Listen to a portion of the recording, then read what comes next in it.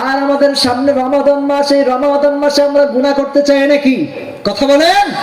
রমাদান মাসে আমরা গুনাহ করতে চাই না, রমাদান মাসে আমরা গুনাহের থেকে পবিত্র হতে চাই। আর আমাদের সামনে রমাদানটা সুন্দরভাবে রোজা পালন করার দরকার আছে না নাই?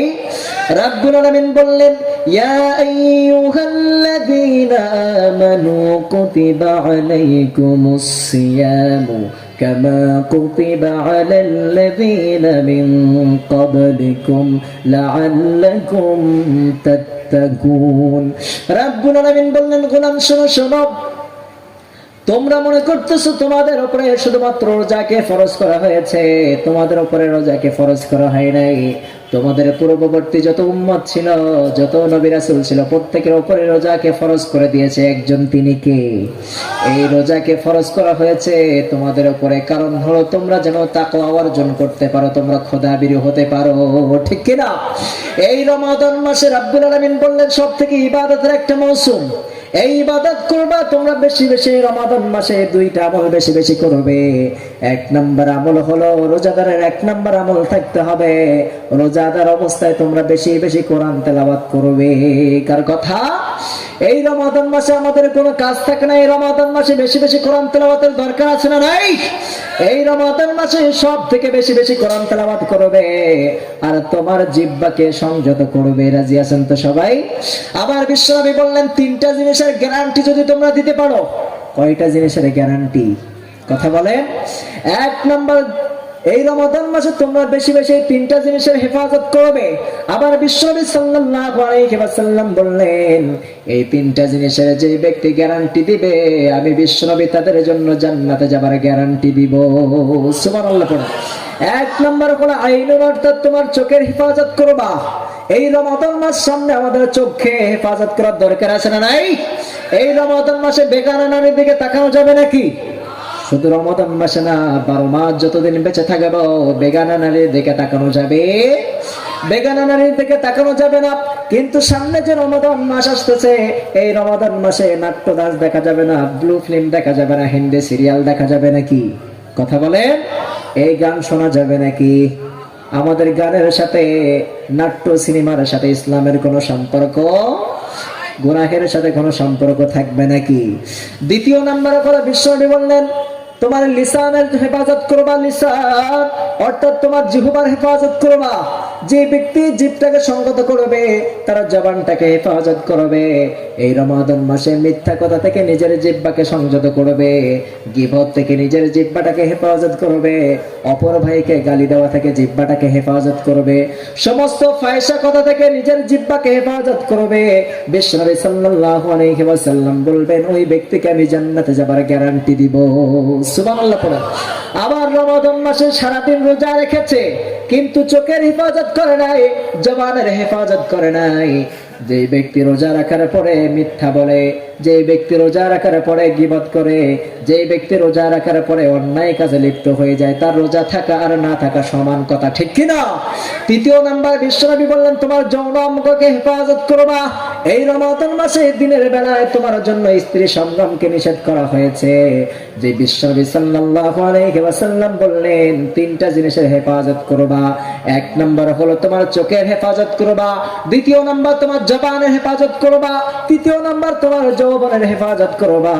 শুধুমাত্র এটা রমাদানের জন্য নয়, যে ব্যক্তি সারা বছর এই তিনটা জিনিসের হেফাজত করবে, বিশ্বনবী সাল্লাল্লাহু আলাইহি ওয়াসাল্লাম বললেন, তোমার জান্নাতে যাবার গ্যারান্টি আমি রাসূল হয়ে যাব। সুবহানাল্লাহ পড়ো। তাহলে কয়টা জিনিসের হেফাজত করবেন? কথা বলেন। তিনটা জিনিস। এক নাম্বার কি বলেন তো? এক নাম্বার কি? চোখকে হেফাজত করতে হবে। রাজি আছেন সবাই? দ্বিতীয় নাম্বার জবানের হেফাজত, তৃতীয় নাম্বার যৌন অঙ্গের হেফাজত। তিনটা জিনিসের যে ব্যক্তি হেফাজত করবে, আল্লাহ সুবহানাহু ওয়া তাআলাকে জান্নাতে যাওয়ার গ্যারান্টি দিবে। সুবহানাল্লাহ পড়েন। এই তিনটা জিনিসের গুনাহ সব থেকে বেশি হয় কি হয় না? কথা বলেন। চোখ দিয়ে সব থেকে বেশি গুনাহ হয়ে যায়, জবান দিয়ে গুনাহ হয়ে যায়। আবার বিশ্বনবী বললেন, তোমার জবানের হেফাজত করবা। মাল্লাজিমাল ইস্তিগফার জাআলাল্লাহু লাহু যিকিন মাখরাজা। বিশ্বনবী সাল্লাল্লাহু আলাইহি ওয়াসাল্লাম বললেন, তোমার সব সময় তোমার সমস্ত অঙ্গ প্রত্যঙ্গের হেফাজত করবা। যে ব্যক্তি সমস্ত অঙ্গ প্রত্যঙ্গের হেফাজত করবে, জবানের হেফাজত করবে, চোখের হেফাজত করবে, রাব্বুল আলামিন তার রোজাটাকে কবুল করে নিবে। সুবহানাল্লাহ পড়েন। তাহলে রোজা রাখার জন্য শুধুমাত্র উপোস করে থাকলে হবে না, সমস্ত অঙ্গ প্রত্যঙ্গের সেফ রাখার দরকার আছে না নেই? কথা বলেন। এজন্য করে সমস্ত অঙ্গ প্রত্যঙ্গের রোজা রাখার জন্য আমার অঙ্গ প্রত্যঙ্গ সেফ রাখতে রাজি আছে তো সবাই? রোজাদার যারা হবে তাদেরকে 10টা পুরস্কার দিবেন কে? কথা বলেন। 10টা পুরস্কার দিবেন। রোজা যারা রাখবে আল্লাহ তাআলা তাকে কয়টা পুরস্কার দিবে? রমাদান মাসে 10টা পুরস্কার দিবে। আল্লাহ সুবহানাহু ওয়া তাআলা যেন এই 10টা পুরস্কার আমাদেরকে নেওয়ার তৌফিক দান করে, পড়েন আমিন। 1 নম্বর আবু হুরায়রা থেকে বর্ণিত, বিশ্বনবী সাল্লাল্লাহু আলাইহি ওয়াসাল্লাম বললেন, বুখারীর বর্ণনায় বিশ্বনবী বললেন, রোজা যারা রাখবে, রোজা রাখার পরে এই যে একটা দুর্গন্ধ আমাদের মুখে আসে, কি আসে না? কথা বলেন। রোজা যারা রাখবে আপনার পাকস্থলী থেকে একটা দুর্গন্ধ ভেসে আসে, অথবা আপনার জবান দিয়ে আপনার মুখ থেকে যে দুর্গন্ধটা বের হয়, বিশ্বনবী সাল্লাল্লাহু আলাইহি ওয়াসাল্লাম বললেন, গোলাম শোনো শোনো, তুমি মনে করো তোমার জবান থেকে, তোমার মুখ থেকে দুর্গন্ধ বের হয়, বিশ্বনবী সাল্লাল্লাহু আলাইহি ওয়াসাল্লাম বললেন, তোমার জবান থেকে যে দুর্গন্ধটা বের হয়, রব্বুল আলামিনের কাছে ওই দুর্গন্ধটা হলো জান্নাতের মেশকম্বরের থেকে সবথেকে উত্তম। সুবহানাল্লাহ পড়েন। এজন্য করে রোজাদারের দুঃখের দুর্গন্ধ এটা হচ্ছে মেশকম্বরের থেকে বেশি উত্তম। কিন্তু আপনি মনে করলেন দাঁত মাজেন নাই, আপনি যে দাঁত মাজেন নাই, যে দাঁতের গোশত আপনি মনে করেন ভোর রাত্রে সিয়ারি করার সময় আপনি গোশত দিয়ে খাবার খেলেন, গোশত দিয়ে খানাপিনা করলেন, এখন গোশতগুলো দাঁতের গোড়ায় গোড়ায় বেঁধে আছে। কথা বলেন, এমন থাকে কি থাকে না? এই গোশতগুলো যদি বের হয়ে আসে, এই গোশের গন্ধ হয়ে আসে, এই গন্ধটার কথা বলা হয় রে। না খেয়ে থাকার পরে যে পাকস্থলী থেকে একটা গন্ধ চলে আসে, এই গন্ধটার কথা বলা হয়েছে। এটা হচ্ছে আল্লাহ তাআলার কাছে জান্নাতি মেশকম্বরের থেকে ওই রোজাদারের মুখের দুর্গন্ধটা বেশি উত্তম। সুবহানাল্লাহ পড়ে। দ্বিতীয় নাম্বার, বিশ্বনবী সাল্লাল্লাহু আলাইহি ওয়াসাল্লাম বললেন, আবু হুরায়রার বর্ণনায়, বুখারীতে আসছে, হাদিসটা বুখারীর বর্ণনায় আসছে, বিশ্বনবী সাল্লাল্লাহু আলাইহি ওয়াসাল্লাম বললেন, যে ব্যক্তি রোজা রাখবে, রোজাটা হলো তোমার জন্য ঢাল স্বরূপ। আপনি যদি একটা অপরাধ করতে যান, সেই অপরাধ থেকে আপনার রোজা হেফাজত করবে। ঠিক কি না? আপনি যদি একটা অপরাধ করতে যান, অথবা জিনা করতে যান, অথবা স্ত্রী সঙ্গম করতে যান, সঙ্গে সঙ্গে আপনার মন থেকে বলবে, খবরদার জিনা করা যাবে না, অন্যায়ের কাজে যাওয়া যাবে না, তুমি বর্তমান রোজা আছো। ঠিক কি না? এজন্য করে তোমার জন্য রোজা হলো ঢাল স্বরূপ। তৃতীয় নম্বর, সাইয়েদ খুদরি রাদিয়াল্লাহু আনহু থেকে বর্ণিত, বিশ্বনবী সাল্লাল্লাহু আলাইহি ওয়াসাল্লাম বললেন, যে ব্যক্তি রোজা রাখবে রমাদান মাসে, সুন্দরভাবে রোজা রাখলো, ওই ব্যক্তির জন্য রব্বুল আলামিন জাহান্নামের আযাব থেকে 70 বছরের রাস্তা দূর করে দেয়। সুবহানাল্লাহ পড়েন। আপনি রোজা রাখলেন রব্বুল আলামিনকে খুশি করার জন্য, যদি আপনি রোজা রাখেন, তাকে সন্তুষ্টি করার জন্য যদি রোজা রাখেন, আপনি যদি এখানে থাকেন, আপনার থেকে 70 বছরের জাহান্নামকে দূরে রাখা হবে। সুবহানাল্লাহ পড়েন। এটা হলো বুখারীর বর্ণনায় বিশ্বনবী সাল্লাল্লাহু আলাইহি ওয়াসাল্লাম বললেন। এবার চতুর্থ নম্বরে বিশ্বনবী সাল্লাল্লাহু আলাইহি ওয়াসাল্লাম বললেন, আব্দুল্লাহ ইবনে আমর রাদিয়াল্লাহু তাআলা আনহু থেকে বর্ণিত, বিশ্বনবী সাল্লাল্লাহু আলাইহি ওয়াসাল্লাম বললেন, কিয়ামতের ময়দানে কোনো ব্যক্তি যদি বিপদে পড়ে যায়, কিয়ামতের ময়দানে কোনো ব্যক্তি যদি জাহান্নামের কারণ হয়ে যায়, বিশ্বনবী সাল্লাল্লাহু আলাইহি ওয়াসাল্লাম বললেন, ওই ব্যক্তিকে রোজা তার সামনে হাজির হয়ে যাবে এবং সুপারিশ করে ওই ব্যক্তিকে জান্নাতে নিয়ে যাবে। সুবহানাল্লাহ পড়েন। চতুর্থ নম্বর হলো হুযায়ফা রাদিয়াল্লাহু আনহু থেকে বর্ণিত, বিশ্বনবী সাল্লাল্লাহু আলাইহি ওয়াসাল্লাম বলেন, যে ব্যক্তি রোজা রাখবে, দুনিয়ার যত ফিতনা আছে, দুনিয়ার যত বিপদ আছে, দুনিয়ার যত মুসিবত আছে, রব্বুল আলামিন দুনিয়ার সমস্ত মুসিবত থেকে তাকে হেফাজত করবে। সুবহানাল্লাহ পড়েন। আমাদের দুনিয়ায় ফিতনার কোনো শেষ আছে? কথা বলেন। আমাদের দুনিয়ার মধ্যে বিপদের কোনো শেষ নাই। আপনি বাজার করতে বের হলেন, বাজারে যাওয়ার সাথে সাথে বাজার করতে যখন বের হলেন, পথের মধ্যে অ্যাক্সিডেন্টের ভয় আছে না নাই? কথা বলেন না কেন? পথের মধ্যে অ্যাক্সিডেন্টের কোনো অভাব আছে নাকি? কথা বলেন। যে কোনো মুহূর্তে, যে কোনো সময় আপনার উপরে বিপদ আসতে পারে কি পারে না? যে কোনো সময় যে কোনো মুহূর্তে আপনার উপরে ফিতনা চলে আসতে পারে। বিশ্বনবী সাল্লাল্লাহু আলাইহি ওয়াসাল্লাম বললেন, যেই ব্যক্তি রোজা রাখবে, যেই ব্যক্তি সুন্দর করে রব্বুল আলামিনের খুশির জন্য রোজা রাখবে, দুনিয়ার সমস্ত বিপদ থেকে রব্বুল আলামিন তাকে হেফাজত করবে। সুবহানাল্লাহ পড়ে। 6 নম্বরে বিশ্বনবী সাল্লাল্লাহু আলাইহি ওয়াসাল্লাম বললেন, যে ব্যক্তি রোজা রাখবে ওই ব্যক্তিকে রব্বুল আলামিন জান্নাতের ভিতরে একটা দরজা আছে, ওই দরজার নাম হলো বাবুর রায়হান। বিশ্বনবী সাল্লাল্লাহু আলাইহি ওয়াসাল্লাম বললেন, এই বাবুর রায়হান নামক দরজা দিয়ে শুধুমাত্র রোজাদাররাই প্রবেশ করবে। সুবহানাল্লাহ পড়ুন। এই দরজা দিয়ে যে ব্যক্তি একবার প্রবেশ করবে জান্নাতের ভিতরে, বাবুর রায়হান নামক যে দরজাটা আছে, সমস্ত রোজাদার ব্যক্তিকে ডাকবে আর বলবে, তোমরা যারা কিয়ামতের ময়দানে সব ব্যক্তি যখন উপস্থিত হয়ে যাবে, বাবুর রায়হান নামক দরজার জবানটা খুলে দিবেন। এরপরে বাবুর রায়হান নামক দরজা দিয়ে আওয়াজ আসতে থাকবে, তোমরা কে রোজা আছো হাত উঠাও। সুবহানাল্লাহ পড়েন। যারা হাত উঠাবে, যারা রোজা রাখবে, রব্বুল আলামিন বলবেন, ও বাবুর রায়হান, তোমার দরজা দিয়ে তোমার রোজাদার ব্যক্তিদেরকে তুমি ডেকে নিয়ে নাও। সুবহানাল্লাহ পড়েন। একবার যে ব্যক্তি বাবুর রায়হান দ্বারা প্রবেশ করবে, বাবুর রায়হান নামক দরজা দিয়ে একবার যে ব্যক্তি প্রবেশ করবে, কখনো আর ওই ব্যক্তির তৃষ্ণা নামক কোনো পিপাসার্থ থাকবে না। সুবহানাল্লাহ পড়েন। আমাদের দুনিয়াতে পিপাসা লাগে কি লাগে না? কথা বলেন। আমাদের দুনিয়াতে অনেক পিপাসা লাগে, অনেক পিপাসায় আমরা কাতর হয়ে যাই। বিশ্বনবী বললেন, যে ব্যক্তি বাবুর রায়হান নামক দরজা দিয়ে একবার জান্নাতে প্রবেশ করবে, ওই ব্যক্তির সারা জীবনের মতো তৃষ্ণা থাকবে না, সে তৃষ্ণা তো ভুলে যাবে। সুবহানাল্লাহ পড়েন। এরপরে রব্বুল আলামিন বললেন, 6 নম্বর হলো বিশ্বনবী সাল্লাল্লাহু আলাইহি ওয়াসাল্লাম বললেন, যে ব্যক্তি রোজা রাখবে, বিশ্বনবী সাল্লাল্লাহু আলাইহি ওয়াসাল্লাম বললেন, সুন্দরভাবে যে ব্যক্তি রোজা রাখবে, ওই ব্যক্তি রব্বুল আলামিন কিয়ামতের ময়দানে যতগুলো অপরাধ করুক না কেন, যতগুলো অন্যায় করুক না কেন, তার অপরাধগুলো ক্ষমা করে দিবে কে? যতগুলো অপরাধ করুক, যতগুলো অন্যায় করুক, সে যদি অপরাধও করে ফেলে, কেউ যদি সুন্দরভাবে সিয়াম পালন করে, আল্লাহ সুবহানাহু ওয়া তাআলা তার জিন্দেগীর গুনাহগুলো মাফ করে দিবে এই কিয়ামতের ময়দানে। চিৎকার করে বলে সুবহানাল্লাহ। এরপর 7 নম্বর হলো আবু হুরায়রার বর্ণনায়, সুনানে বাইহাকী শরীফের বর্ণনায়, রোজাদারদের জন্য বলা হয়েছে, যাই ব্যক্তিগুলো রোজা রাখবে, যতগুলো দুনিয়ায় যতগুলো দোয়া করবে, প্রত্যেকটা দোয়া রব্বুল আলামিন তার একটাও দোয়া ফিরায় দিবেন না, প্রত্যেকটা দোয়া কবুল করে নেবেন একজন, তিনি কে? আমাদের দোয়া কবুল হয় না, অনেকে আমরা বলি না, অনেক দোয়া করি কিন্তু আমাদের দোয়া কবুল হয় না। কিন্তু বিশ্বনবী সাল্লাল্লাহু আলাইহি ওয়াসাল্লাম সুনানে বাইহাকী শরীফের মধ্যে আবু হুরায়রার বর্ণনা আসছে, কোন ব্যক্তি যদি দোয়া কবুল না হয়, রোজা অবস্থায় রোজা রেখে কেউ যদি দোয়া করে, রব্বুল আলামিন ওই রোজাদারের ব্যক্তির দোয়া কখনো ফিরায় দেয়। 3টা মানুষের দোয়া রব্বুল আলামিন কখনো ফিরায় দেয় না। 1 নাম্বার, কেউ যদি পিতামাতা সন্তানের জন্য দোয়া করে, রব্বুল আলামিন এই দোয়া কখনো ফিরায় দেয়। 2 নাম্বার হচ্ছে, কোন মজলুম ব্যক্তি রব্বুল আলামিনের কাছে যদি দোয়া করে, ওই ব্যক্তির দোয়া রব্বুল আলামিন কখনো ফিরায় দেয়। 3 নাম্বার হলো, কোন রোজা রাখা ব্যক্তি রোজা রেখেছে, কষ্ট করে রোজা রাখার পরে ওই ব্যক্তি যদি রব্বুল আলামিনের কাছে দোয়া করে, যতগুলো দোয়া করুক রব্বুল আলামিন প্রত্যেকটা দোয়া কবুল করে নেবে। সুবহানাল্লাহ পড়েন। রব্বুল আলামিন দোয়া কবুল করার পদ্ধতি হচ্ছে 3টা। কয়টা পদ্ধতি?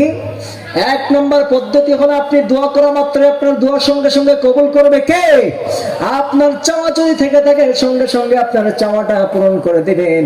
2 নাম্বার হচ্ছে, আপনি যদি রব্বুল আলামিনের কাছে দোয়া করেন, এই দোয়াটা কবুল করবে ওই সময়, যেই সময় আপনাকে দিলে সব থেকে বেশি ভালো হয়, ওই সময় আপনার মনের আশাটা পূরণ করবে কে? 3 নাম্বার হচ্ছে, বিশ্বনবী সাল্লাল্লাহু আলাইহি ওয়াসাল্লাম বললেন, আপনি দুনিয়ায় দোয়া করলেন, অনেক দোয়া করলেন, আপনার দোয়াগুলো কবুল হয় না, কিন্তু কিয়ামতের ময়দানে আপনারা যতগুলো দোয়া করলেন, প্রত্যেকটা দোয়া কবুল করে রব্বুল আলামিন প্রত্যেকটার নিয়ামত আপনার সামনে বুঝায় দিবে। সুবহানাল্লাহ পড়েন। আপনি দুনিয়ায় চেয়েছিলেন, আল্লাহ সুন্দর একটা বাড়ি চাই, সুন্দর একটা বাড়ি চাই, ক্ষমতা চাই, নারী চাই, সবকিছু চাই, গাড়ি চাই, নারী চাই, সবকিছু আমার চাই। কিন্তু রব্বুল আলামিন যদি দুনিয়াতে আপনার মনের আশা পূরণ না করেন, আপনার প্রত্যেকটা চাওয়া আল্লাহ তাআলা আপনার আমলনামায় লিখে রেখেছেন, ওই চাওয়া অনুযায়ী প্রত্যেকটা চাওয়াকে আল্লাহ তাআলা কিয়ামতের ময়দানে এক এক করে আপনার মনের আশা পূরণ করে দিবে। সুবহানাল্লাহ পড়েন। কিয়ামতের ময়দানে একজন ব্যক্তি উঠবে, দুনিয়ায় সব থেকে বেশি দোয়া কবুল হয় নাই তার, অল্প দোয়া কবুল হয়েছে, কিন্তু সব দোয়া বাকি থেকে গিয়েছে। ওই ব্যক্তিকে রাব্বুল আলামিন কিয়ামতের ময়দানে উঠাবেন। এরপরে বলবেন, তুমি অনেক দোয়া করেছিলে আমার কাছে, তোমার প্রত্যেকটা দোয়া আমি রাব্বুল আলামিন দুনিয়াতে কবুল করে নেই নাই, কিন্তু তোমার প্রত্যেকটা দোয়া আজকে রাব্বুল আলামিন কিয়ামতের ময়দানে কবুল করে প্রত্যেকটা আশা তোমার পূরণ করে দিচ্ছে।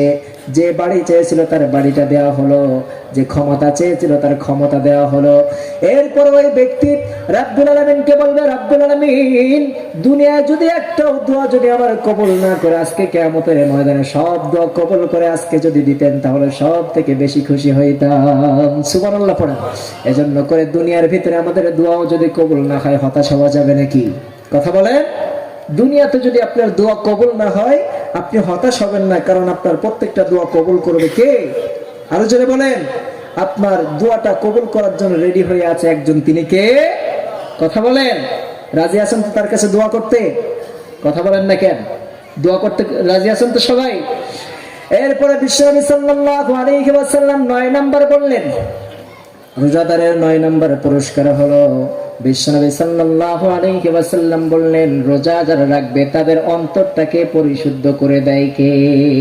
অন্তরটা পরিশুদ্ধ করে দেয়। কারণ রোজাদার ব্যক্তির অন্তরটা যদি গুনাহের কারণে, যদি ময়লার কারণে যদি অন্তরটা অপরিষ্কার হয়ে যায়, আপনি যখন রোজা রাখবেন আপনার অন্তরটাকে পরিষ্কার করে দিবে কে? আরো জোরে বলেন।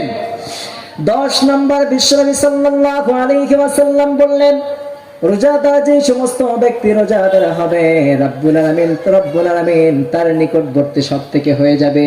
বিশ্বনবী সাল্লাল্লাহু আলাইহি ওয়াসাল্লামের কাছে একজন ব্যক্তি আসলেন, একজন সাহাবী আসলেন। সাহাবী আসার পরে বললেন, ইয়া রাসূলুল্লাহ, আমি রব্বুল আলামিনের নৈকট্য হাসিল করতে চাই, রব্বুল আলামিনের নিকটবর্তী হতে চাই। রব্বুল আলামিনের নিকটবর্তী হতে গেলে আমার সব থেকে কোন কাজটা বেশি করণীয়? বিশ্বনবী সাল্লাল্লাহু আলাইহি ওয়াসাল্লাম ওই ব্যক্তিকে বললেন, ও সাহাবী, তুমি যদি রব্বুল আলামিনের নৈকট্য হাসিল করতে চাও, তুমি যদি রব্বুল আলামিনের নিকটবর্তী হতে চাও, তাহলে তুমি একটা কাজ বেশি বেশি করো, সেটা হলো তুমি রোজা রাখো। সুবহানাল্লাহ পড়েন।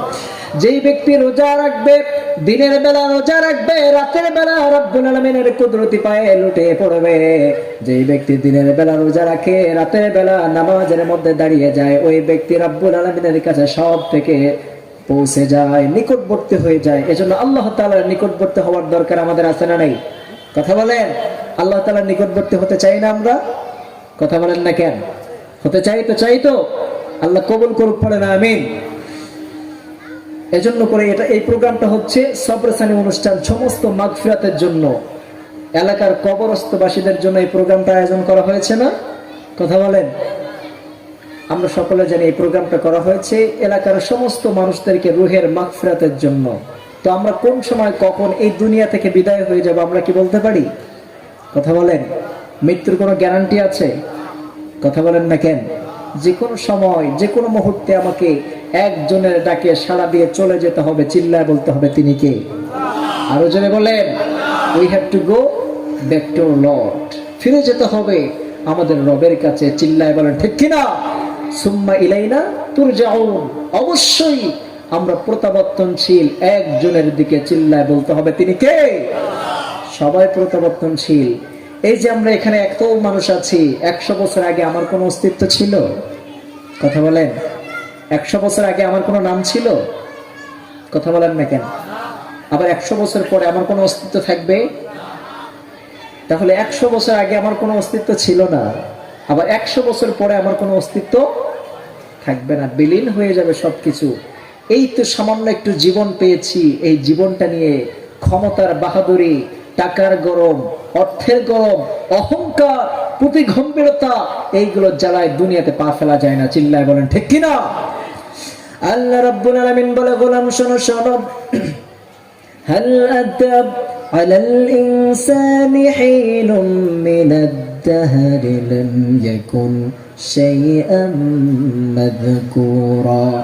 রাব্বুল আলামিন বললেন, গোলাম শোনো শোনো, এই দুনিয়াতে আমি তোমাকে পাঠালাম, তোমার অস্তিত্ব বলে কিচ্ছু ছিল না, তোমার অস্তিত্ব বলে কিছু নাই। তোমার পিতা এবং মাতার মিলনের মাধ্যমে আমি রাব্বুল আলামিন তোমাকে দুনিয়ার বুকে আগমন করালাম।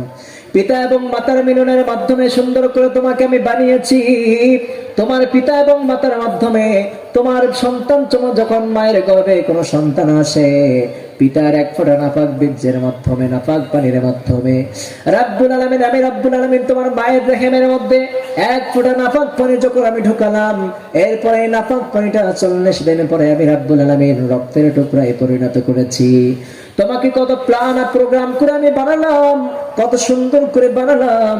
আমি রাব্বুল আলামিনের প্ল্যান অনেক সুন্দর ছিল। একটা ফেরেশতা তোমার জন্য আমি নির্ধারণ করে দিয়েছি, ওই ফেরেশতারা তোমার সব সময় পর্যবেক্ষণ করতে থাকে। সুবহানাল্লাহ পড়েন। মায়ের রেহেমের মধ্যে একটা ফেরেশতায় তোমাকে ফিট করে দিয়েছি। তুমি মায়ের রেহেমের মধ্যে এসেছো, মায়ের রেহেমের মধ্যে আসার সঙ্গে সঙ্গে আমি রাব্বুল আলামিন একটা ফেরেশতা তোমার জন্য ফিট করে দিলাম। তোমার কখন কোনটা প্রয়োজন এটা তোমার পর্যবেক্ষণ করার জন্য একজন ফেরেশতা পাঠালো কে? সুবহানাল্লাহ পড়েন। তোমার পর্যবেক্ষণ করার জন্য একজন ফেরেশতা আমি বানালাম, একজন পর্যবেক্ষণ করার জন্য একজন ফেরেশতা তোমার মায়ের রেহেমের মধ্যে পাঠালাম। 40 দিন পরে আমি রাব্বুল আলামিন ওই নাপাক পানিটাকে রক্তের টুকরায় পরিণত করে দিয়েছে কে? এরপরে 40 দিন পরে আমি রাব্বুল আলামিন তোমার ওই রক্তের টুকরাটাকে আমি গোশের টুকরায় পরিণত করলাম। এরপরে 40 দিন পরে আমি রাব্বুল আলামিন গোশের টুকরার মধ্যে সুন্দর করে নাসিকা অঙ্কন করলাম, সুন্দর করে চক্ষু অঙ্কন করলাম, সুন্দর করে তোমার ঠোঁটটা অঙ্কন করলাম। অনেক সময় দেখা যায় সমাজের মধ্যে কেউ চোখ দেখে পাগল হয়ে যায়, আছে না নাই? কথা বলেন। আবার কেউ ঠোঁট দেখে পাগল হয়ে যায়, আবার কারো কথা বলার জন্য পাগল হয়ে যায়, কারো চেহারা দেখে মানুষ পাগল হয়ে যায়। কিন্তু রাব্বুল আলামিন বললেন, এই মায়ের রেহেমের ছোট্ট একটি জায়গায় আমি তোমার নাসিকাটা অঙ্কন করলাম, এই ছোট্ট একটি জায়গায় তোমার চক্ষুটা অঙ্কন করলাম, এই ছোট্ট একটি জায়গায় তোমার ঠোঁটটা অঙ্কন করেছি। আবার ওই গোশের মধ্যে তোমার এই সুন্দর হাতটা আমি সুন্দর করে বানালাম, আবার সুন্দর করে তোমার পাটা আমি বানালাম, আবার সুন্দর করে তোমার আমি মাথাটা তৈরি করে দিলাম। এই মাথার মধ্যে তোমাকে আমি সুন্দর সুন্দর ব্রেন দিলাম। এই কপালটা আমি সুন্দর করে নিজে হাতে বানালাম, কারণ বান্দা এই কপাল দিয়ে সেজদা করবে কাকে? কথা বলে। এই কপালটা এত সুন্দর করে বানালাম। এরপর আমি রাব্বুল আলামিন মায়ের ছোট্ট একটি জায়গা থেকে তোমাকে দুনিয়ার মধ্যে আগমন করলাম, এত সুন্দর করে তোমাকে আমি বানালাম। দুনিয়ার মধ্যে আসার পরে আমি রাব্বুল আলামিন কত বড় রহমান, আমি রাব্বুল আলামিন কত বড় রহিম। দুনিয়ার মধ্যে আসার পরে যখন সব মানুষ আপনাকে দেখার জন্য আসলো, দুনিয়ার মধ্যে আপনি যখন আসলেন, আসার সঙ্গে সঙ্গে দুনিয়ার মানুষ কত নিষ্ঠুর, একটাই মাত্র খাদ্যের লাইন ছিল, সেটা নাভি থেকে, ঠিক কিনা বলেন? একটাই মাত্র খাদ্যের লাইন ছিল মায়ের রেহেমের মধ্যে, নাভি দিয়া আমি রাব্বুল আলামিন তোমাকে নাভি দিয়ে খাওয়াতাম। দুনিয়ায় আসার সঙ্গে সঙ্গে মানুষগুলো কত নিষ্ঠুর, সমস্ত মানুষগুলো আপনার উপরে বেঈমানি করে আপনার খাদ্যের নাড়িটা কেটে দিয়েছে, ঠিক কিনা? আপনি সন্তান, ছোট্ট সন্তান, কথা বলতে পারেন না, আপনি কান্না করে করে রাব্বুল আলামিনকে বললেন, রাব্বুল আলামিন দুনিয়ার মানুষগুলো কত নিষ্ঠুর, একটাই মাত্র খাবারের লাইন আপনি ফিট করে দিয়েছেন, কিন্তু দুনিয়া আসার সাথে সাথে দুনিয়ার মানুষরা কত নিষ্ঠুর, ওই খাবারের লাইনটা কেটে দিয়েছে। রাব্বুল আলামিন আপনার উপরে কত দয়াশীল, কত মায়াশীল। রাব্বুল আলামিন বললেন, গোলাম চিন্তা করার কোনো কারণ নাই, টেনশন নিস না, একটা লাইন খাদ্যের লাইন কেটে দিয়েছে, আমি তোমার মায়ের বুকের মধ্যে খাবারের 2টা লাইন ওপেন করে দিয়েছি।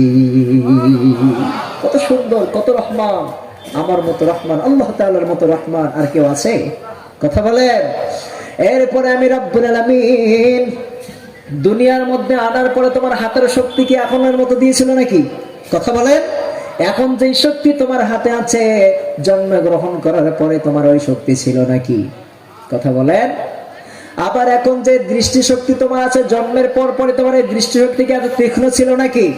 রাব্বুল আলামিন বললেন, গোলাম শোনো শোনো, জন্মের পরেই তোমার হাতের শক্তি আমি বাড়াই নাই, তোমার চোখের দৃষ্টিশক্তি আমি তীক্ষ্ণ করে দেই নাই, তোমার কথা বলার শক্তি আমি রাব্বুল আলামিন দেই নাই, তোমার পায়ের শক্তি আমি দেই নাই, দাঁড়াতে পারো না, হাত নাড়াতে পারো না, কথা বলার শক্তি আমি রাব্বুল আলামিন তোমাকে দেই নাই, চোখের শক্তি আমি রাব্বুল আলামিন দেই নাই, উঠে দাঁড়ানোর শক্তি আমি রাব্বুল আলামিন দেই নাই। এরপর আমি রাব্বুল আলামিন আস্তে আস্তে করে তোমার চোখের শক্তি বাড়ালাম, তোমার জবানের শক্তি আমি রাব্বুল আলামিন বাড়িয়ে দিলাম, কথা বলার শক্তি দিলাম, তোমার মেধা শক্তি দিলাম, তোমার হাতের শক্তি আমি বাড়ালাম, এরপরে তোমার পায়ের শক্তি আমি বাড়ালাম।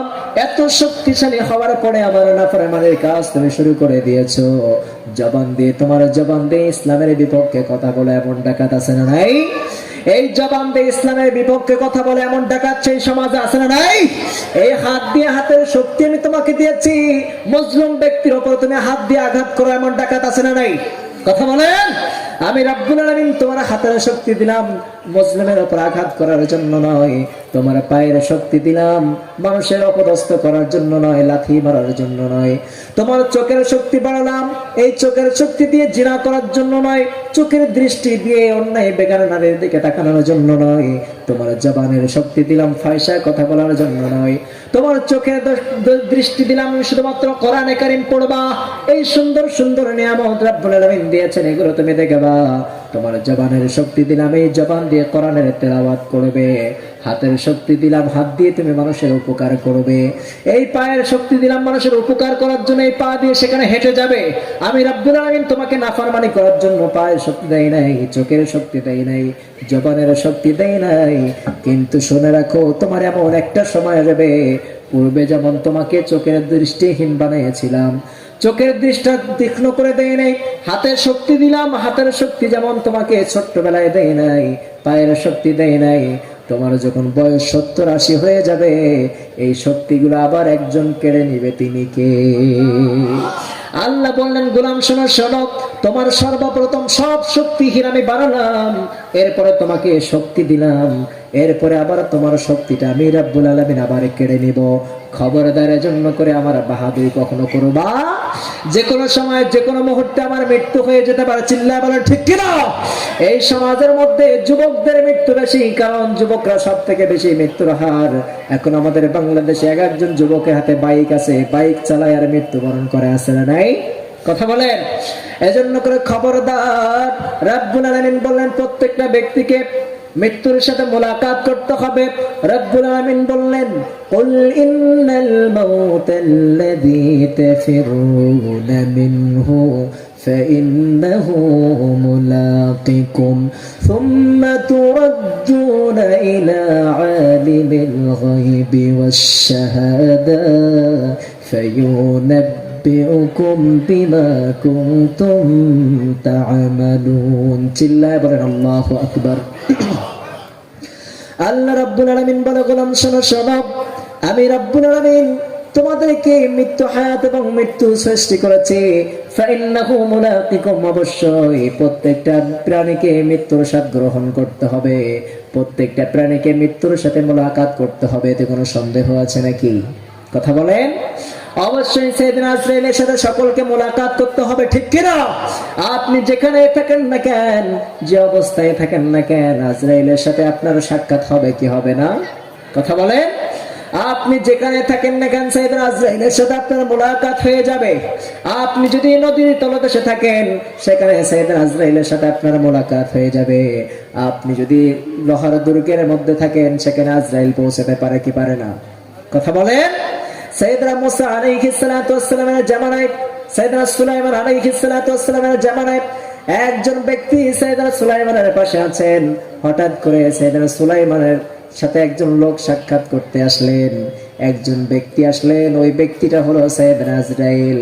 ওই ব্যক্তির দিকে বারবার নজর করে তাকাচ্ছে। এরপর ওই ব্যক্তি বললেন, ও সুলাইমান, ও নবী, আপনার তো পাওয়ার আছে, আপনি বাতাসকে হুকুম করে দেন আমাকে যেন অমুক রাষ্ট্রে নিয়ে যায়। রব্বুল আলামিন বললেন, তোমার ওই রাষ্ট্রে মৃত্যু লেখা আছে। এরপরে সাইয়েদনা সুলাইমান আলাইহিস সালাতু ওয়াস সালামকে বললেন, ও নবী, আপনি আমাকে এখান থেকে পৌঁছে দেন সেখানে, কারণ ওই ব্যক্তিটা আমার দিকে বারবার যেন কেমন করে তাকায়। ও নবী, আমাকে পৌঁছে দেন। সাইয়েদনা সুলাইমান আলাইহিস সালাতু ওয়াস সালাম বাতাসকে অর্ডার করে দিলেন, সেখানে সে পৌঁছে গেলেন। সেখান থেকে ওই লোকটার জান কবজ করলেন একজন, তিনি কে? সাইয়েদনা আজরাইল কবজ করে নিলেন, কারণ যার যেখানে মৃত্যু হবে সে সেখানে চলে যাবে, এতে কোনো সন্দেহ আছে? কথা বলেন। আইনামা তাকুনু ইদরিকুমুল মাউতু ওয়ালাউ কুনতুম ফি বুরুজিম মুশাইয়াদা।